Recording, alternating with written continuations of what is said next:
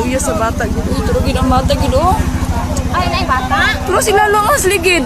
Patay on the spot ang 19 anyos nga inahan nga si Lea Landas Baklas ug usa ka tuig niya nga lalaking anak nga si Mark Lester human mabangga ang ilang gisakyan nga motorsiklo nga gimaneho sa iyang 22 anyos nga bana nga si Marlon Bermanos Baklas sa kasugat nga Starix van sa Purok 18, Lagdec, Barangay Marilog, Marilog District, Davao City, Miyerkules sa gabi, Enero 8. Kritikal ang padre de pamilya nga daling gidala sa Southern Philippines Medical Center kun SPMC. Migawas sa investigasyon, kusog ang dagan sa motor ug nitipa sa Picas Lane, hinungdan nga nabanggaan niini ang kasugat nga van nga gimaneho ni Danny Casas, 52 anyos nga taga Lower Madapo Hills, Barangay 8-A, Davao City nga swerting nakalingkawas sa disgrasya. Tungod sa kakusog sa impact nangalagpot ang sakay sa motor ug napasok pa ilawom sa van ang bata. Pauli na unta silang gipuy-an sa Upper Kibalang sa Barangay Marilog ang magtiayon ug ilang anak nga sakay sa nakabangga nga motor. Gingong nakainom ang driver sa motor.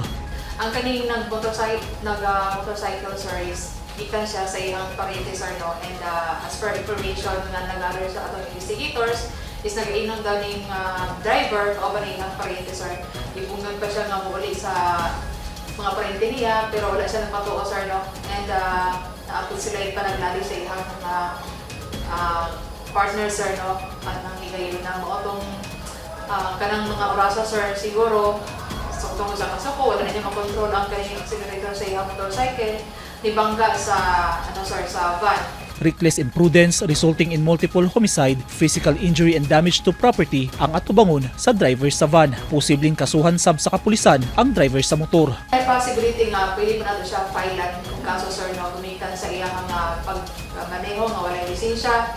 Walay lisensya sir, walay ORCR iyang motorcycle, and then nagangkas pa siya og kanang bata nga 1-year-old, so naagid sa delikadong posisyon ang kining bata sir no. So dapat ay tan-aw na sir after niya makagawa sa ospital. Tan-aw na to ang kaso ma-file na to against sa iya. Nakakustodiya karon sa Marilog Police Station ang driver sa van. As per Marilog Police Station sa investigator, this morning na ay settlement na hitabo between both parties sir, sa driver sa van and then sa family sir na namatay. May settlement sir na i-shoulder sa van, ang katong driver sa van ang mga expenses kabilang sa pagpa-hospital sa driver na nabangga sa iya van. Gikonsidera nga accident prone kung disgrasyahanan gyud ang lugar. Busa kanunay ang pahimangno sa mga otoridad sa mga motorista na mag-amping sa ilang pagbiyahe. Nga magmatgon gyud kung naata sa kalsada, especially bisan pa og layo ng Marilog sir sa ato ang sentro dili sa atong sila sa Davao is naatay speed limit diha nga gi-answer no, ginapa-follow sa mga motorist.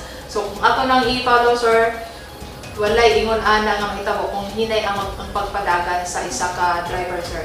And dapat sir, disiplinado yun ka dapat ng driver, kompleto ka dapat, lisensya, dapat ibang motorcycle kompleto sir no, dili kay kompleto ka sa violation. So dapat kompleto ka kanunay sa ORCR, then dapat naakay lisensya sir kung magmaneho ka.